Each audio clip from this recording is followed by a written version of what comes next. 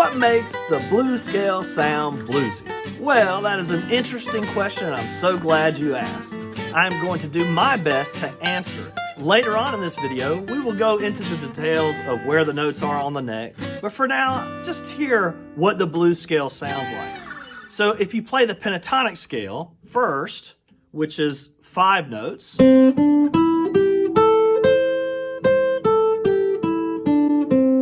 and you start and end on C, you got a nice C major sound. So the blues scale adds an extra note. It's actually an E flat. It sounds like this if you play it up and down.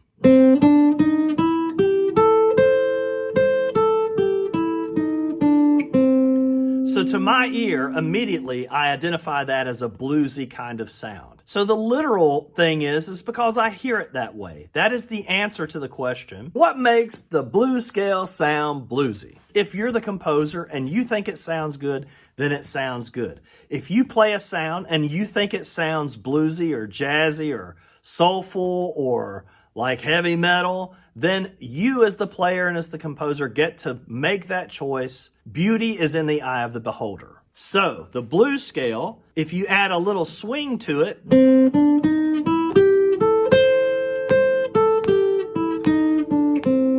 it really sounds bluesy. I can hear it, especially when it comes back down. Da, da, da.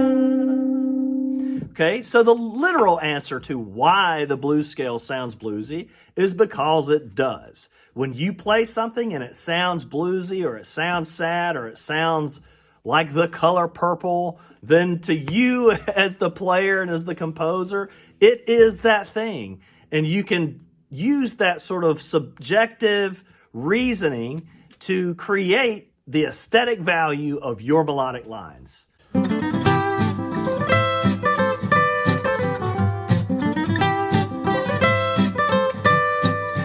Let's get into greater detail of the harmony and why the new note of the blues scale sounds bluesy, or why it's an interesting note and gives us a little bit of a little punch and excitement when we hear it. The way that I'm going to choose to explain it today has a relationship to the harmony of C major, and we're going to talk about things in terms of consonant sounds and dissonant sounds. You could think of this in terms of tasting food. So let's talk about desserts. So some things just taste sweet, right? So if we're going to listen to a C note with a C major 6 add 9 chord from Swing 42, la, it's got a nice sweet sound. It sounds to me like the sunset that we are seeing behind us here. There's a nice fading of the blues and the oranges and the purples. That is a nice sweet sound. La. Now the next note of the pentatonic scale is a D, which is in a C major 6 add 9 because it is the add 9 note. So if we listen to that note with that chord, la, again, it sounds really sweet. It's got this colorful thing that seems to emanate in the same way that the sunset does. The next note of the pentatonic scale is an E. Okay, we're going to add that to our C6 add 9. La. Again, we have a nice sweet sound. We have a G. That is C6 add 9 with that. La. Sounds great. Now the final note of the pentatonic scale with the C6 add 9 is A. La. It's pretty high for me. La. All right, all of these colors to me taste sweet. They're very easy to sit in my palate, my ears. There's no disruption to them at all. They have this nice glow about them, just like the sunset behind me, okay?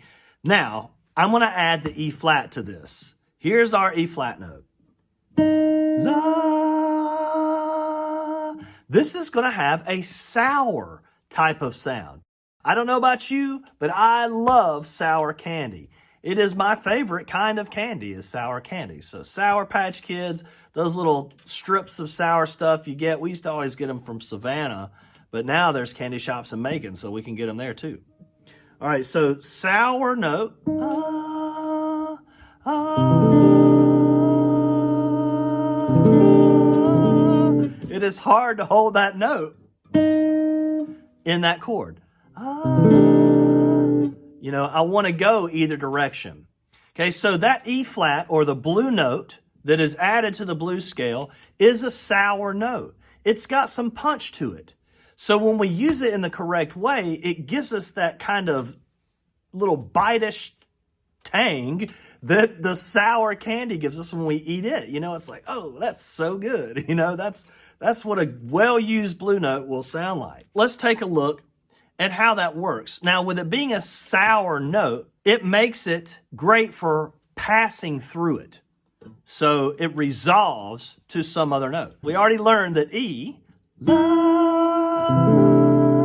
and D, la, sound great with the chord.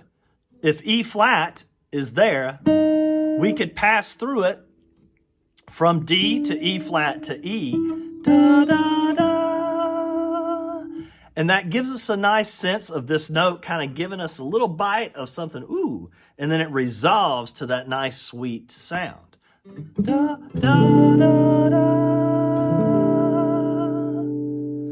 We could also go back to the D from the E. Da, da, da, da, da, da. So passing through that note gives us a way to use it where it doesn't just stand out in a way that's offensive. Landing on that note and using it in that way is going to create tension that might be undesirable. It might be candy that's a little too sour. So pass through the note to other notes. That is what makes it sound bluesy and useful for us in our scales and our improvisations.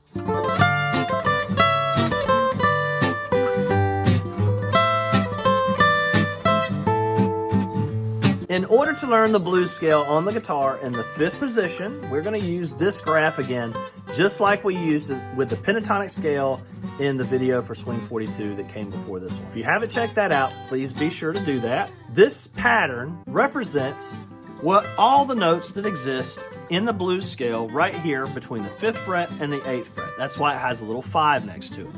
If we just play up the scale, it would sound like this. Please remember, you can use YouTube to slow this down if you need to. It's 5, 8, 5, 6, 7, 5, 7, 5, 7, 8, 5, 8, 5, 8. Going backwards would be 8, 5, 8, 5, 8, 7, 5, 7, 5, 7, 6, 5, 8, 5. There is also another way to play this pattern. It takes the note, or the E flat, the blues note, from the 3rd string, 8th fret, and puts that blue note on the 4th string, on the 4th fret of the 2nd string. So let's just play the pattern up and down. I know it's resolving right now to A. We're going to resolve it to C in a minute. Let's just play the pattern up and down to get it down. Okay, make it simple for ourselves. This time, the blue note's going to be on the 2nd string, so we're going to go 6th string, starting here, 5, 8 on the 6th, 4th string, 5, 6, 7, excuse me, that was the 5th string. Here's the 4th string, 5, 7, 3rd string, 5, 7, then the 2nd string, we're going to go 4, 5, 8, and then on the 1st string, 5, 8. Going backwards, it would be 8, 5, 8, 5, 4, 7, 5, 7, 5, 7, 6, 5, 8, 5. Now, right now, because we're ending on A, it sounds like it should be an A minor. Okay, because we ended on that A. So let's change this to where it sounds like it's resolving to C.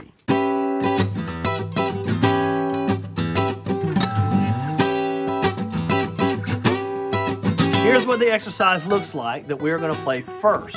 We're going to play this exercise in two different ways. We're going to play it with straight eighth notes and with swung eighth notes. I will count in case you want to play along with me. Be sure to come back to this graph when you're playing this, memorize it, and then get to where you can play it pretty much how I'm doing it here. Here is the straight eighth note example.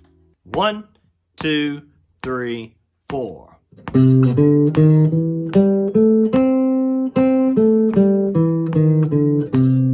All right, super easy. Let's do it again. 1, 2, 3, 4.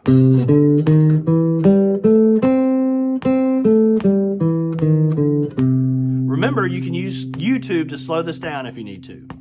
Now let's do the same example, but let's do it with swing time. So 1 and 2 and 3 and 4.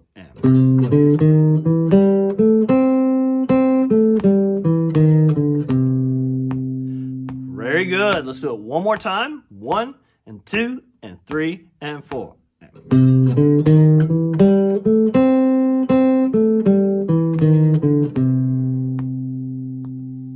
Now, let's go to the second octave. Remember, this octave has two different ways to play it because the E flat, or the blue note, can be played in two separate places.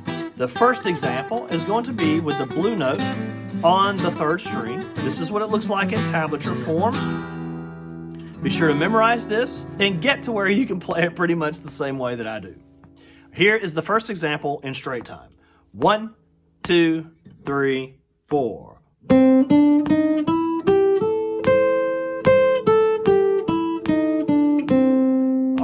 Very good. Now I'm going to play it again. I'm going to loop it over and over a couple of times. This way you can do this at home to just really groove it, get it in your hands real good. Here we go. 1, 2, 3, 4.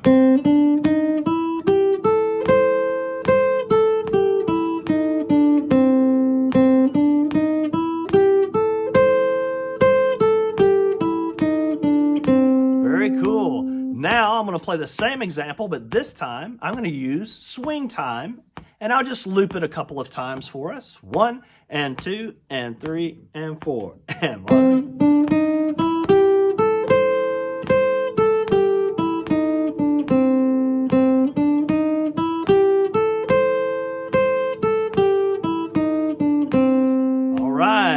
So here's what the next example is going to look like. We're going to now move the E flat, or the blue note, from the 8th fret on the 3rd string. We're going to put it on the 4th fret on the 2nd string. All right, I'm going to play through the example. We're going to loop it a couple of times in straight time.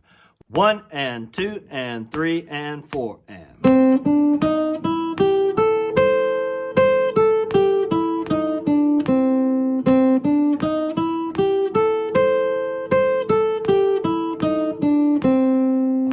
Very cool. Now let's loop this a couple of times in swing time. 1 and 2 and 3 and 4 and...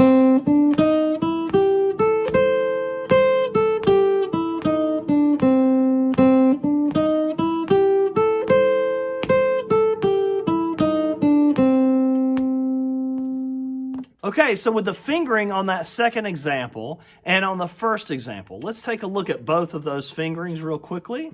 So with the first example, where the E flat is on the 3rd string, my 3rd finger is going to slide up and catch that E flat. It's much easier to do, and you see a lot of players do this once they start playing melodies. Their 3rd finger has a nice fluid motion there, creating it to sound like a horn or a voice. Okay, so that sliding up motion with the 3rd finger is really very important to get the stylistic nuances that you need to play great melodies. Now, the other way that I finger this particular version of the scale is going to be with the 1st finger sliding up for the from the 4th fret to the 5th. Okay, instead of playing 4 or 5 with fingers 1 and 2 and then reaching up with my pinky. The reason is the same. Most improvisers use this technique. It's easier to play melodies and to move around in the positions by sliding my 1st finger up.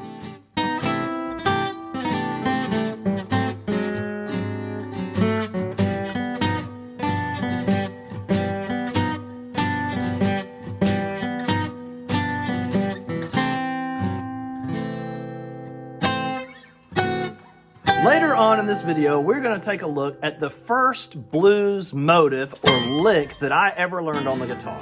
It was taught to me by my teacher named Skete and that lick is actually used by Gonzalo, not to be confused with Gonzo either. Don't confuse Gonzalo with Gonzo. I don't think Gonzalo will be happy about that.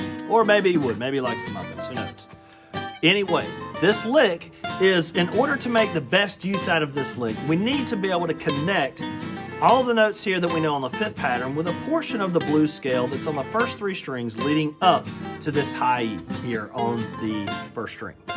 This is what that scale would look like if it's written out in tablature form. You're going to want to memorize this and you're going to want to be able to play through it fluently.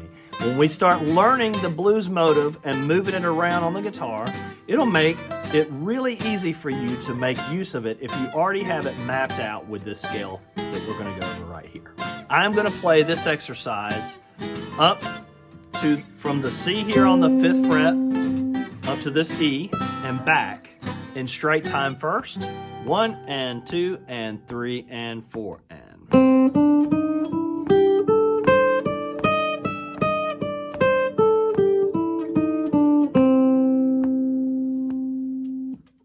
Now let's hear that scale in swing time. 1 and 2 and 3 and 4 and.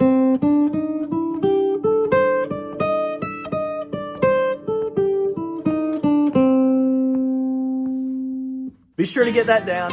Make it as smooth and comfortable as you possibly can. So when we start moving melodies around on the guitar, you'll already have some blueprint and framework to work with as you try to make use of the various notes in the melodies.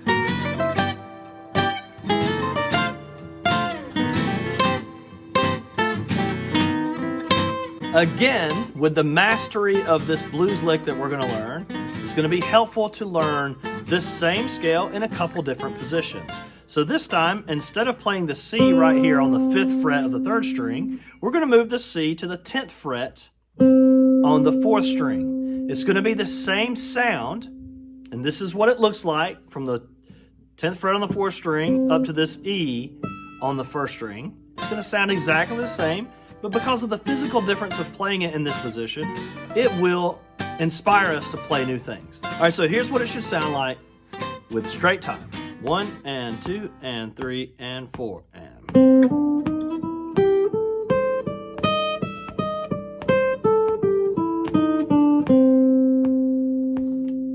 This is what it should sound like with a little bit of swing. 1 and 2 and 3 and 4 and.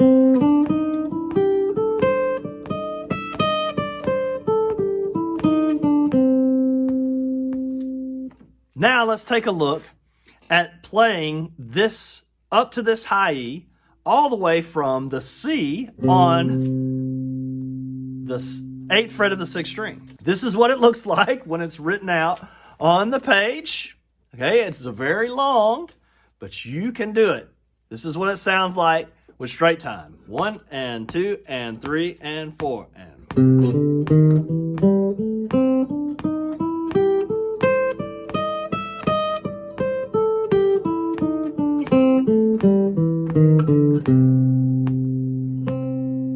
All right. Now here's what it sounds like with a little bit of swing. 1 and 2 and 3 and 4 and.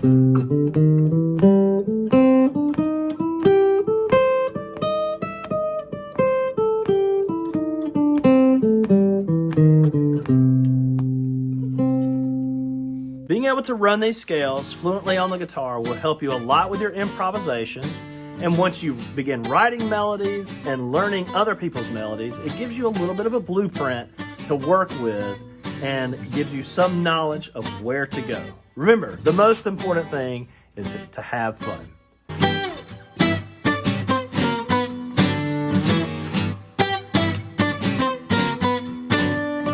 I want to give you 2 example solos using the blues scale over the A section only.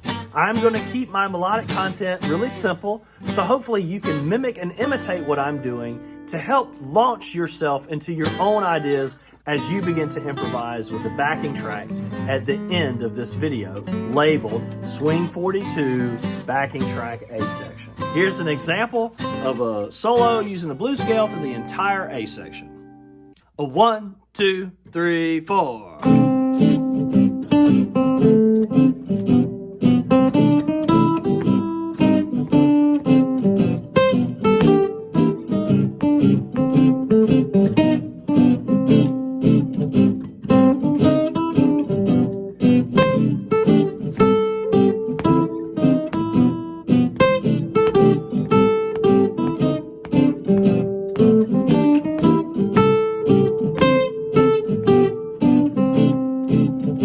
That was the entire A section with the blues scale.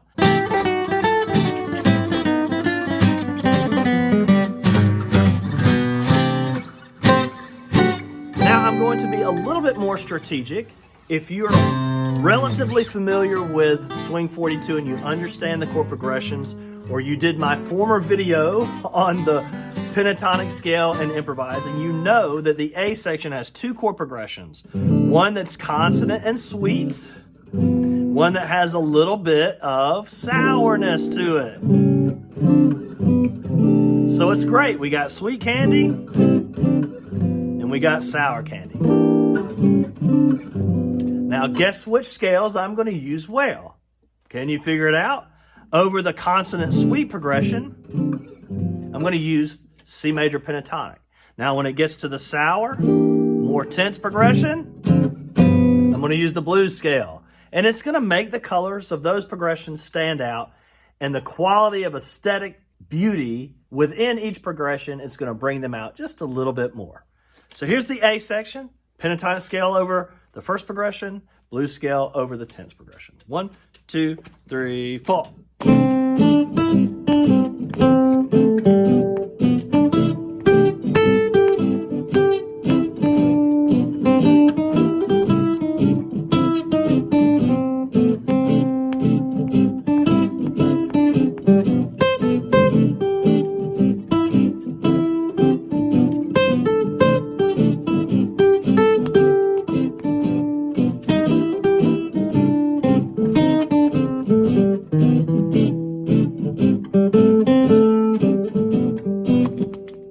I think you could hear that I use the pentatonic scale over the consonant sweet progressions, and then I use the blues scale over the more tense ones, and it just fits like a glove in that formula. Yes, when you're improvising, you want to be in the moment, you want to play from your heart and your soul, you want to experience the stratosphere of the universe whenever you're improvising the guitar. That's wonderful. But as you're learning it, and as you're learning the art of it, it's good in your practice routines to be strategic, to understand how these building blocks and Legos can go together in a way that fits like a formula. This way you can make use of it and eventually incorporate that into the heart and soul of what you're doing. You won't have to think as much, and this sort of beauty and connectedness that these harmonic relationships have will come out naturally in your melodies as you're improvising to your chosen style of music.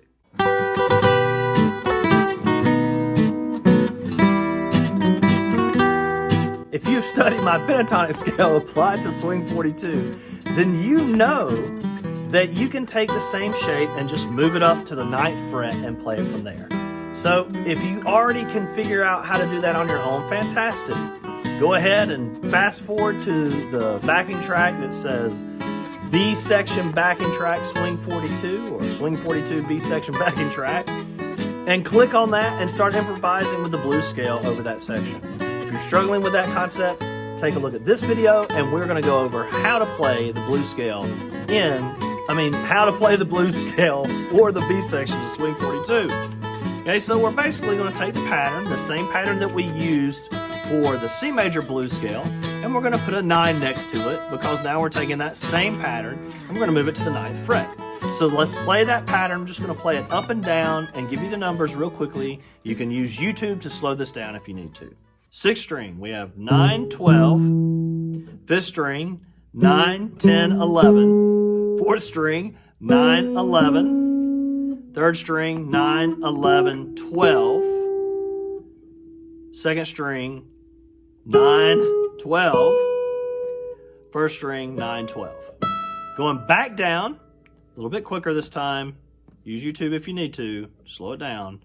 12, 9, 12, 9, 12, 11, 9, 11, 9, 11, 10, 9, 12, 9. Now it sounds like we're in C sharp minor.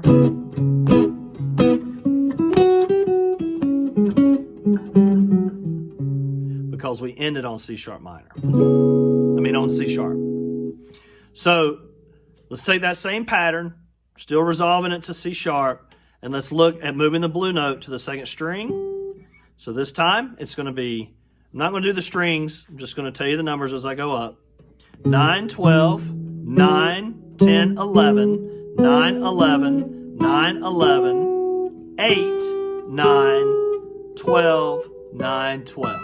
Going backwards, 12, 9, 12, 9, 8, 11, 9, 11, 9, 11, 10, 9, 12, 9.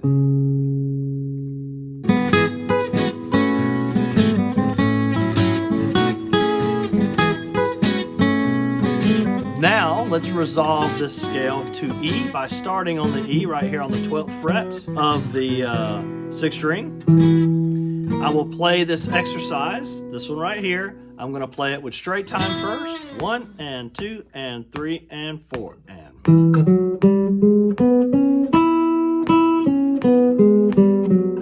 Now I'm going to play it with swing time. And I'm going to loop it a couple times just to show you that this is how you should probably do it at home. 1 and 2 and 3 and 4 and.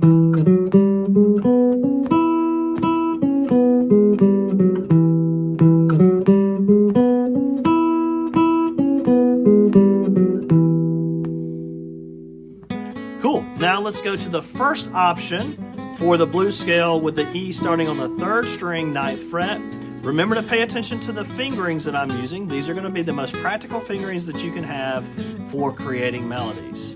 Going up, this is what it looks like using the blue note or a G natural on the 3rd string, 12th fret. This is what it sounds like with straight time. 1 and 2 and 3 and 4 and.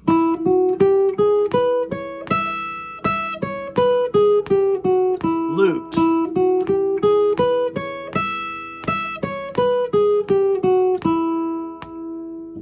You can loop that as much as you want at home. It's probably going to take a lot more than 2 times just to get the scale in your hands. Good enough to improvise. It might take 10 or 15. As many as it takes. That's how many times you want to play it. All right, so let's do the same thing, but with swing time. 1 and 2 and 3 and 4 and.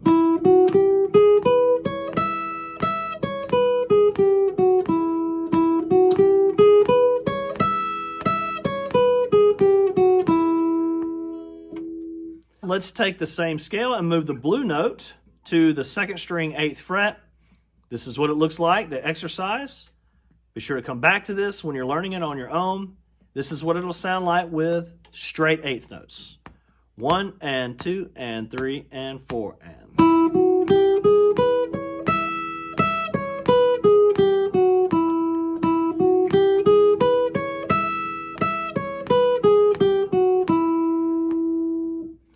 All right, now here it is the same scale with the same fingerings. Swing time. 1 and 2 and 3 and 4 and.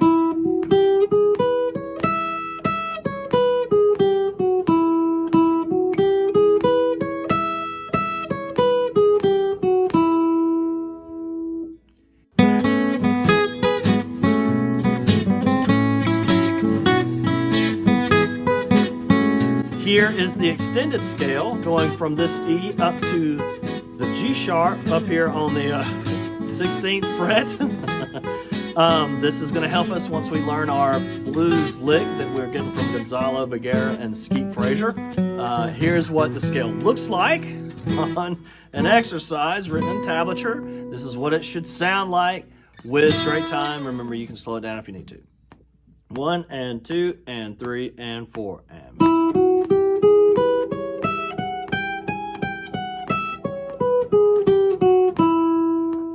All right, here's what it sounds like with a little swing. 1 and 2 and 3 and 4.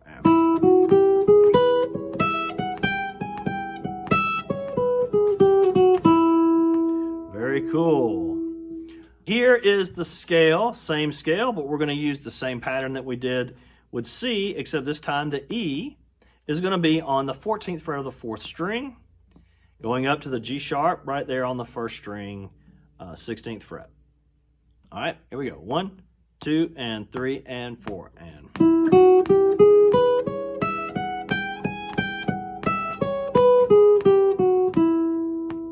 Here it is, the little swing. 1 and 2 and 3 and 4 and.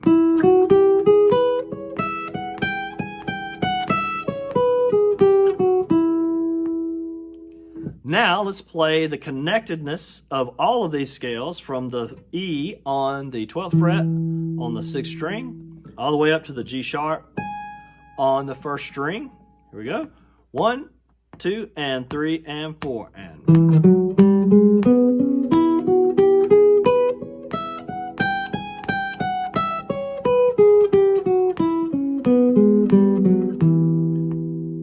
Now let's add that scale with a little bit of swing. 1 and 2 and 3 and 4 and.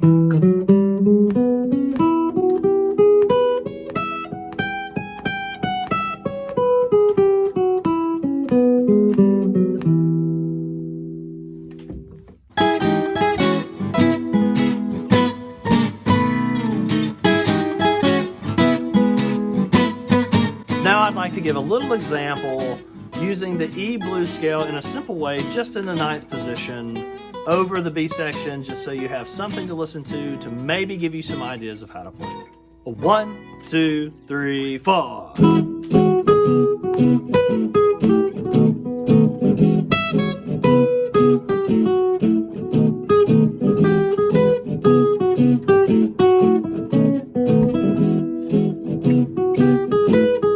One more time.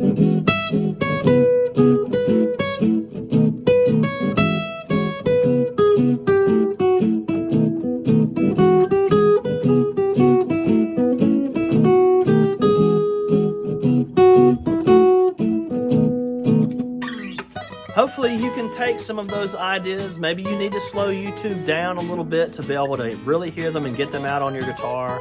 But if you can steal my ideas and make them incorporated into your solo, then that's great. Maybe you can't steal them note for note.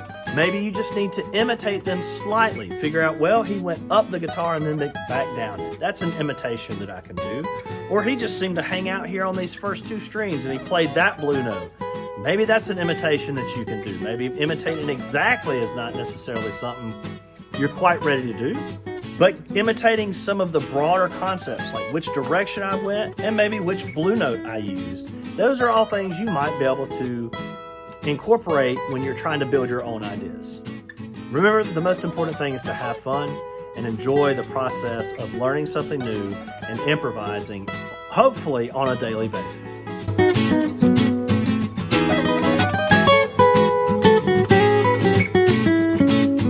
Now that you've learned both the C major blues scale and the E major blues scale, I want to make some simple practice routine suggestions for how you can improvise and begin to be creative with these scales. Resolving to the note C will help very much with making it sound musical. The other thing that you can do is add musicality to what you're playing. The most useful 3 things is to add accents. You can add dynamics, which is loud and soft, and you can also make notes longer or shorter. So I'm just going to play the scale up and down, adding accents, making some notes longer and shorter, and see the difference. Here it is, just plainly played.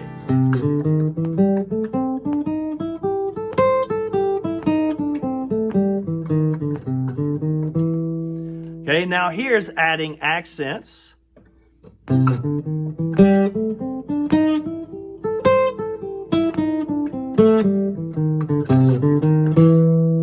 Here's adding accents, and dynamics was kind of added then too.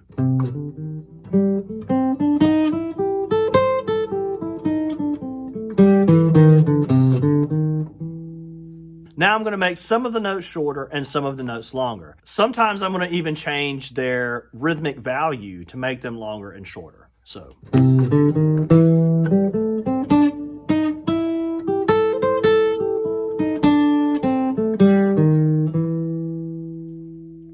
I use some staccato notes and change the rhythmic value, but I'm still just playing up and down the scale, just using simple musicality to make it more interesting. So once I've gotten those accents in and the dynamics and changing note values, then melodies and rhythmic motives are going to start naturally flowing out of what I play. Instead of just playing plainly the scale with either swung or straight eighth notes, I'm now beginning to be more creative. And once you hear a melodic motive, like maybe I heard, I could do this.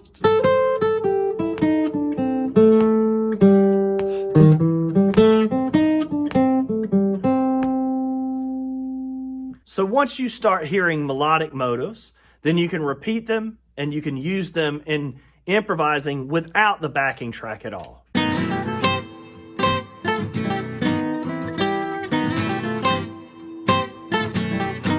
I want to learn this lick right here on the guitar.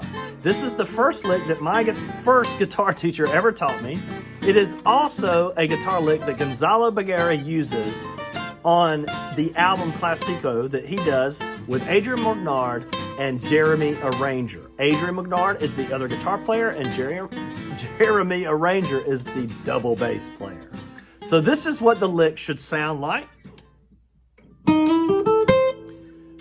Gonzalo plays it much, much faster. We've got an 8 and on the third string, sliding up to 9 on the third string, 8 on the second string, 10 on the second string, and 8 on the first.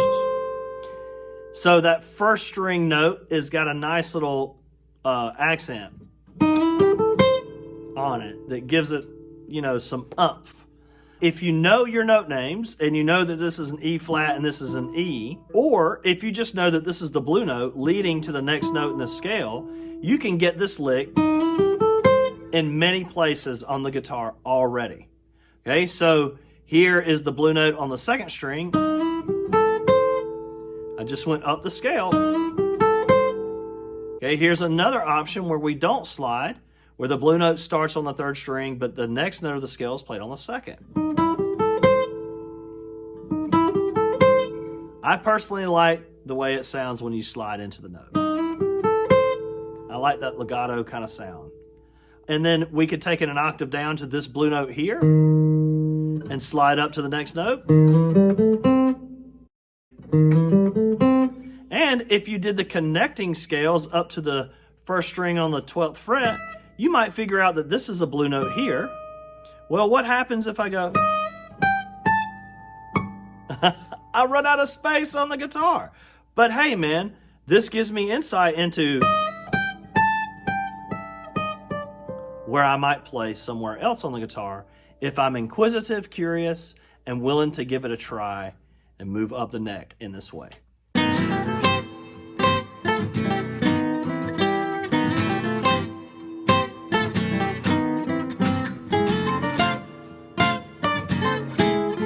I want to do a quick example solo of different ways you can use this lick throughout the form. Okay, I'm just going to throw it in as many places as I can think of. I will do a video on how to create variation by learning little melodic motives like this eventually, and I will most likely use this lick. But for now, just take this example and take a listen to the different ways that I use it. It should free you up to be able to use the lick in your own way in all kinds of scenarios through the A section and the B section. But for now, let's just do the A section. A 1, 2, 3.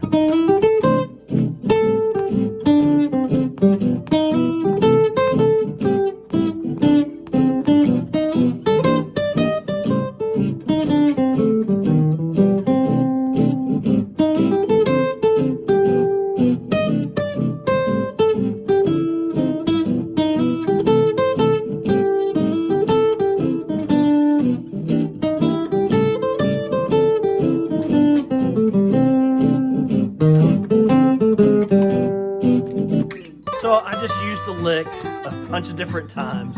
I hope that you can slow it down and see that this lick can be used in so many different ways. And you can even create little variations of the lick. Use that melodic content to invigorate your imagination and to create circumstances for you to be creative in your own way.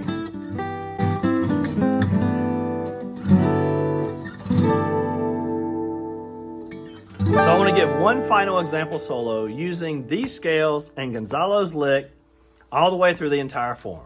Remember, sometimes I'm going to be strategic and only play the pentatonic scale over the consonant progressions in the A section, the blues scale over the dissonant progressions in the in the A section, and in the B section I'm just going to go for it. I'm going to get all the way through and play a little tag at the end using the blues scale quite a bit over that tag. Here we go. Starting out with Gonzalo's lick. 1, 2, 3, 4. 1, 2, 3.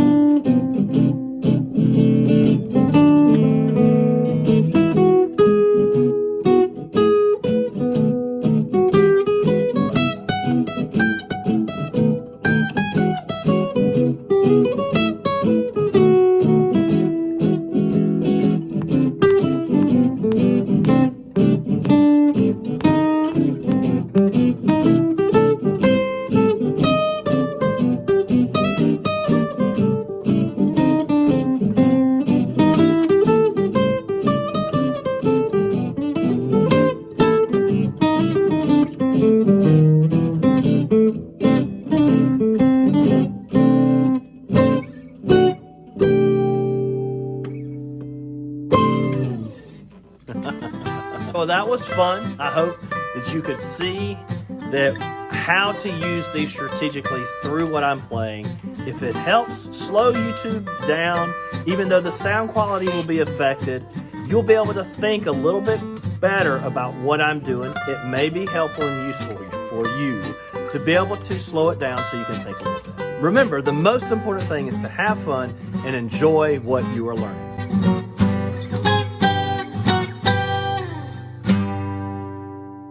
A 1, 2, a 1, 2, 3, 4.